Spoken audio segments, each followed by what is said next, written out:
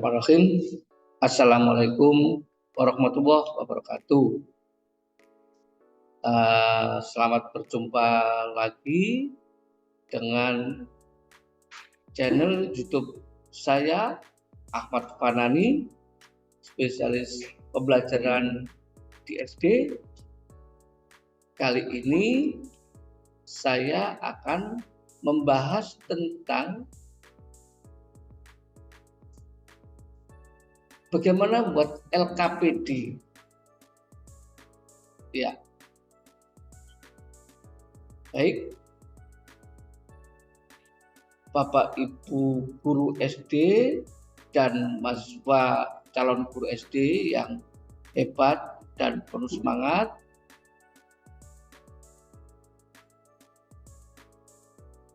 Apa sebenarnya LKPD itu? Ya. Agar LKPD, ya, pengertian LKPD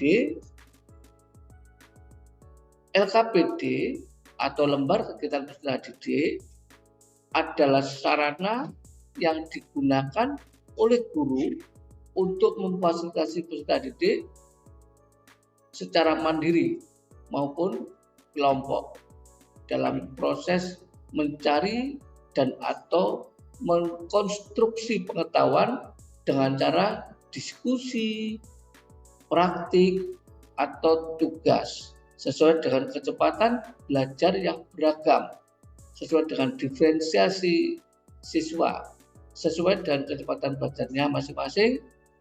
Oleh karena itu, LKPD harus jelas, mudah dipahami, dan runtut. Oke, Bapak Ibu guru dan calon guru SD, fungsi LKPD bukan merupakan alat evaluasi. Sekali lagi, fungsi LKPD bukan merupakan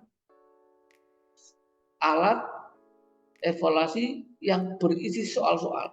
Ini cenderung banyak terjadi miskonsepsi pemahaman tentang fungsi LKPD.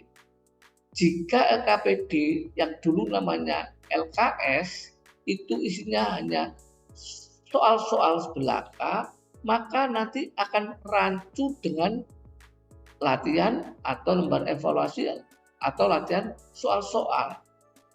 Maka fungsi LKPD ini sekali lagi bukan merupakan alat evaluasi yang berisi soal-soal, tetapi berisi petunjuk dan langkah-langkah yang harus dilakukan secara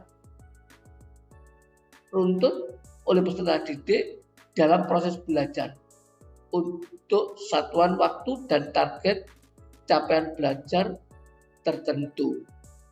Namun, bukan berarti LKPD tidak boleh memuat pertanyaan. Jadi, LKPD boleh dan bisa memuat beberapa pertanyaan yang harus dikerjakan peserta didik sebagai arah target capaian aktivitas belajar.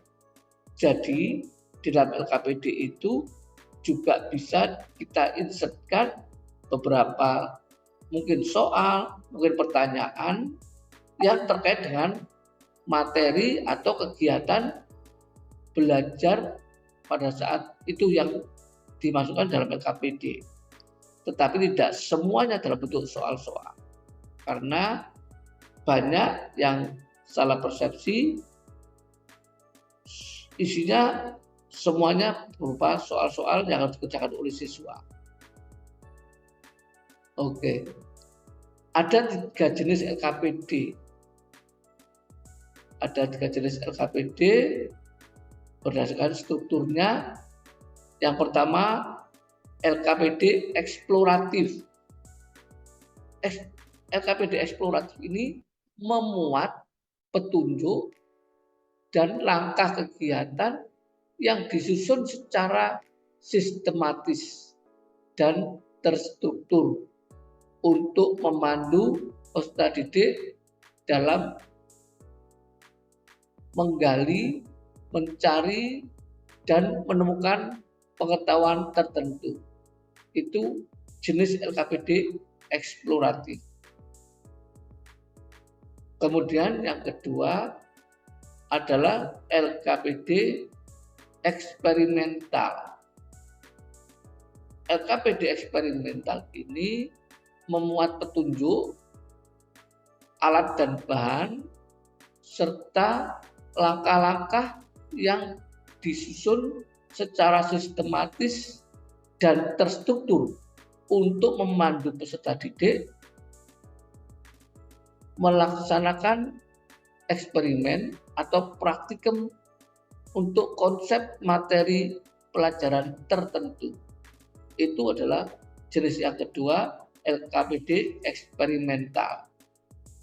Kemudian yang ketiga, LKPD psikomotorik. LKPD psikomotorik ini memuat petunjuk dan kegiatan yang disusun secara sistematis dan terstruktur untuk memandu peserta didik dalam melakukan keterampilan tertentu terkait dengan materi.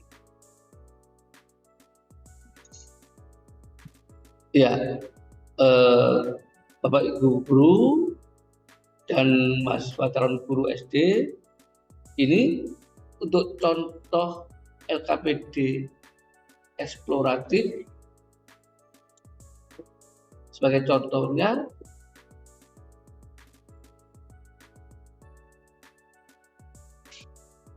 adalah sebagai berikut. Ini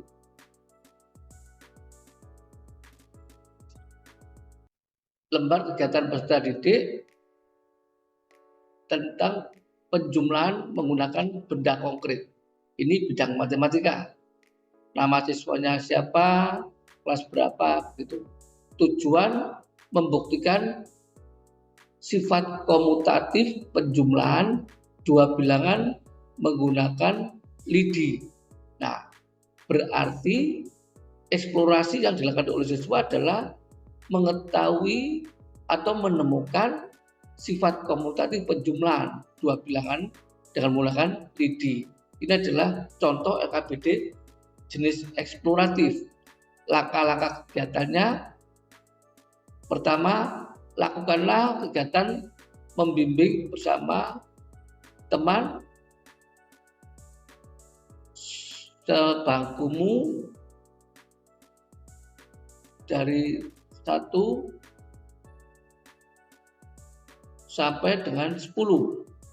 Siapkan beberapa lidi dan bilanglah banyaknya lidi yang kalian miliki, sebanyak 10 batang lidi. Misalkan ini 1, 2, 3 seperti ini. Ada 10 lidi. Yang ketiga, siapkan beberapa wadah dan bilanglah banyaknya wadah tersebut dengan sebanyak 5 wadah. Wadah 1, wadah 2, wadah 3, wadah 4, dan wadah 5. Masalah wadahnya ini bisa kalian gunakan kantong bekas air mineral gelas atau apapun yang bisa kita gunakan sebagai wadah, bisa kita manfaatkan. Kemudian langkah berikutnya, hitunglah banyaknya lidi pada seluruh wadah dengan cara menjumlahkan banyaknya lidi pada setiap wadah. Nah, ini wadah pertama berapa lidi, ditambah wadah kedua berapa lidi, ditambah wadah ketiga berapa lidi, tambah wadah keempat berapa lidi, tambah wadah kelima berapa lidi. Nah, bentuk penjumlahan di atas merupakan bentuk penjumlahan berulang yang disebut perkalian dan dapat ditulis sebagai berikut. Berapa tambah berapa dan seterusnya. Sehingga berapa kali berapa sama dengan berapa. Ini disebut bilangan pengali. Yang mana yang disebut dengan bilangan yang dikali. Tanda silang ini, X ini disebut tanda atau simbol perkalian. lakukan kembali langkah di atas dengan menyiapkan beberapa lidi dan dibilanglah banyak lidi yang kalian miliki sampai 10 batang lidi. Siapkan beberapa wadah dan seterusnya. Masukkan lidi ke dalam wadah dengan tiap-tiap wadah 5 batang lidi. Hitunglah banyak lidi dan seterusnya. Berapa lidi, tambah berapa lidi, itu. Ini bentuk untuk penjumlahan di atas dan seterusnya. Apa yang dapat kalian simpulkan dari eksplorasi di atas? Ya, dengan demikian sifat di atas merupakan sifat komutatif penjumlahan. Artinya LKPD ini bisa kita manfaatkan untuk membimbing siswa, menuntun siswa, melakukan eksplorasi, menemukan konsep sifat komutatif penjumlahan. Demikian Bapak Ibu guru dan mahasiswa calon guru SD, ini adalah salah satu contoh jenis LKPD eksploratif. Sekarang jenis yang kedua adalah LKPD eksperimental. LKPD jenis ini memuat petunjuk, alat dan bahan, serta langkah-langkah kegiatan yang disusun secara sistematis dan terstruktur untuk memandu peserta didik dalam melakukan eksperimen atau praktikum tertentu. Biasanya LKPD ini, jenis ini memfasilitasi peserta didik untuk menuliskan proses dan hasil eksperimen atau praktikum sampai dengan menuliskan kesimpulan yang didapatkan selama proses eksperimen. LKPD ini, jenis ini relevan untuk digunakan dalam pembelajaran untuk dimensi pengetahuan konseptual pada mata pelajaran yang memuat proses belajar eksperimen seperti ilmu pengetahuan alam. Tetapi bisa saja ini juga digunakan untuk mata pelajaran yang lain yang bisa menuntun siswa atau peserta didik untuk melakukan praktik pembelajaran untuk menguatkan konsep yang dipelajari. Nah, contoh untuk LKPD eksperimental misalnya adalah kegiatan kelompok eksperimen tentang perubahan wujud benda, misalkan mencair. Nah, nama kelompoknya siapa, nama anggota kelompoknya siapa, begitu. Tujuannya adalah menyajikan hasil pengamatan percobaan es mencair dalam bentuk tabel. Alat dan bahan yang digunakan: gelas, es batu, timbangan, stopwatch. Ya, langkah-langkah kegiatan. Lakukan kegiatan-kegiatan berikut dalam kelas. Sediakan gelas, es batu, timbangan, dan stopwatch. Letakkan es batu ke dalam gelas. Lalu ukur beratnya menggunakan timbangan dan amati apa yang terjadi. Ukurlah waktu lamanya es mencair. Nah, semua menggunakan stopwatch sudah dimasukkan ke dalam tabel yang sudah kita sediakan dan kita cantumkan dalam LKPD eksperimental tadi. Nah, ini bisa kita tambahkan beberapa pertanyaan. Apa yang terjadi pada es di dalam gelas setelah beberapa saat? Mengapa bisa terjadi demikian? Apakah berisi es di dalam gelas dan berat air dalam gelas dan berat air sama. Apakah berat es di dalam gelas dan berat air sama? Ya, ini tabel hasil diskusimu.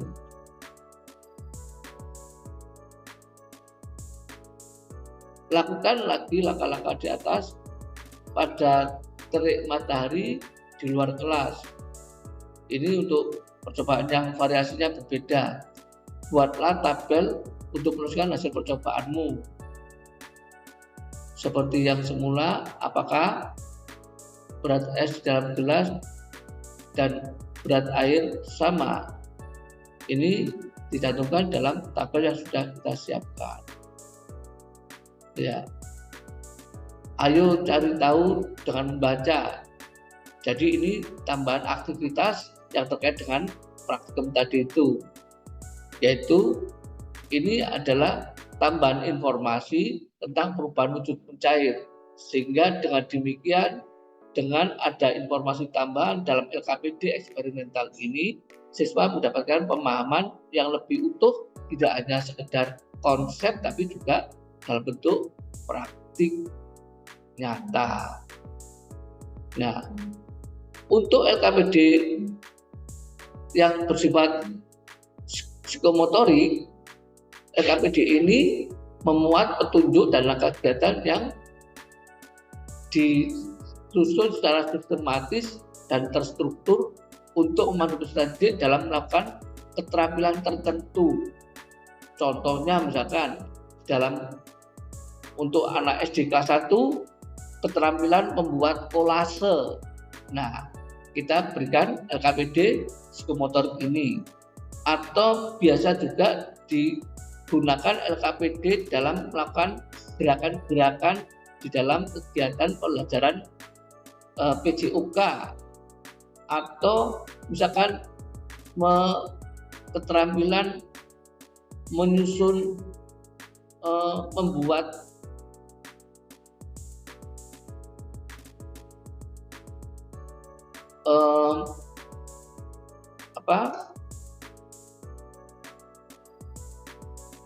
clipping bisa juga. Ini bisa untuk termasuk kategori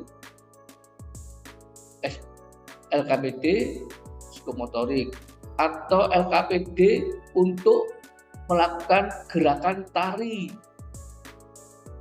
atau LKPD melakukan bagaimana membuat ornamen.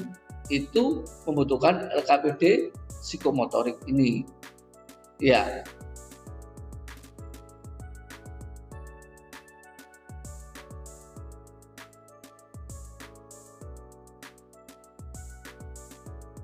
Ya, sekarang bagaimana komponen dan sistematika LKPD?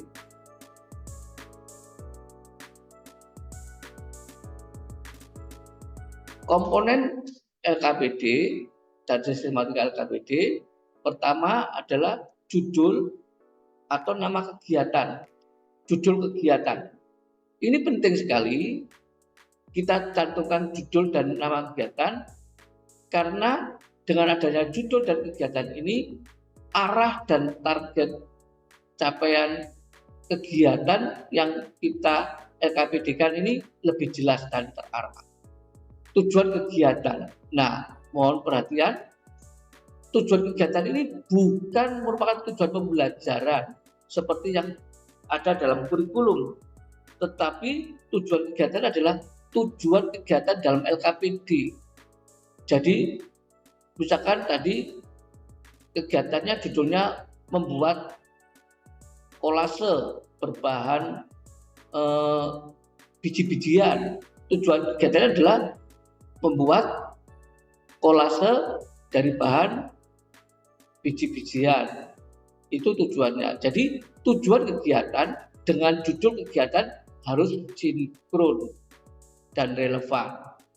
Ini banyak yang sering salah persepsi, salah fokus. Tujuan kegiatan dituliskan tujuan pembelajaran seperti yang tercantum dalam RPP kita, tujuan pembelajaran, bukan itu. Jadi tujuan yang dicantumkan dalam LKPD adalah tujuan kegiatan, tetapi tujuan kegiatan itu tetap mendukung capaian tujuan pembelajaran.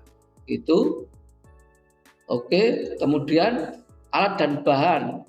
Alat dan bahan ini penting sekali, harus dicantumkan speknya, petunjuk belajar, spek dan jumlahnya. Petunjuk belajar ini bacalah dengan cermat, itu petunjuk belajar. Berbeda dengan petunjuk langkah-langkah kegiatan.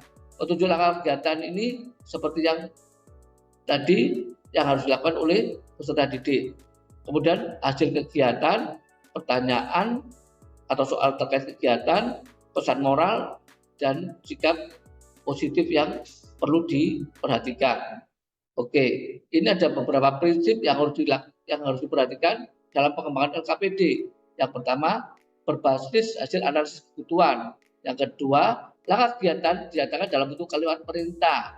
Langkah kegiatan harus dirumuskan secara runtut, rinci, dan jelas. Informasi kebutuhan, alat dan bahan dinyatakan secara jelas, jumlah dan spesifikasinya, speknya. Karena kalau tidak, ini akan membahayakan dan membingungkan siswa. Kemudian berikan ruang untuk menuangkan hasil kegiatan dan simpulan dalam kegiatan. Jika LKPD dijadikan sebagai pendamping bahan penyerta pengamatan video atau sumber belajar, maka rancang beberapa soal pertanyaan terkait dengan isi materi dalam video atau sumber belajar tersebut. Tambahkan permasalahan terkait penerapan dalam kehidupan nyata sebagai bahan diskusi. Ya, ini ada link contoh LKPD yang bisa kalian lihat kembali nantinya. Demikian Bapak Ibu guru SD dan para mahasiswa calon guru SD yang hebat dan bersemangat. Mudah-mudahan informasi tentang bagaimana mengembangkan LKPD ini bisa bermanfaat bagi kita semua untuk memberikan penguatan pembelajaran kita yang lebih berkualitas. Terima kasih Bapak Ibu guru SD dan para mahasiswa calon guru SD yang hebat. Terima kasih, sampai jumpa lagi pada channel saya Ahmad Fanani, spesialis pembelajaran SD, dan terima kasih. Assalamualaikum warahmatullahi wabarakatuh. Sehat selalu.